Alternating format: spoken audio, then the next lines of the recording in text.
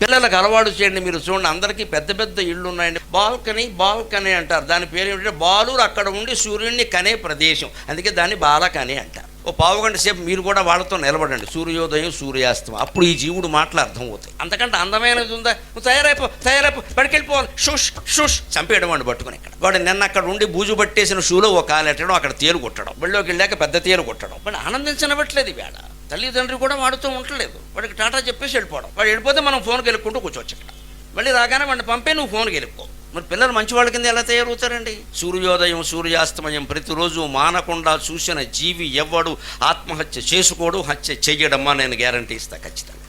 పొద్దున్న పావుగంట, సాయంత్రం పావుగంట సూర్యోదయాన్ని చూసిన వాడెవడు ఆత్మహత్య చేసుకోడు, హత్య చెయ్యడు. సూర్యోదయం ఆశావాదం, సూర్యాస్తమయం వేదాంతం, వైరాగ్యం. సూర్యుడే అస్తమించాడు, మనమెంత జీవితం తేలికైపోతుంది. ఉదయం వచ్చింది, అమ్మయ్య అస్తమించిన సూర్యుడు మళ్ళీ వచ్చాడు, పోయిన వ్యాపారం మళ్ళీ వస్తుంది, నాకు పోయిన సంపదలు మళ్ళీ వస్తాయి, పోయిన ఆరోగ్యం మళ్ళీ వస్తుంది, పోయిన ఆనందం మళ్ళీ వస్తుంది, ఎందుకంటే వెళ్ళిపోయిన సూర్యుడు మళ్ళీ వచ్చాడు కదా.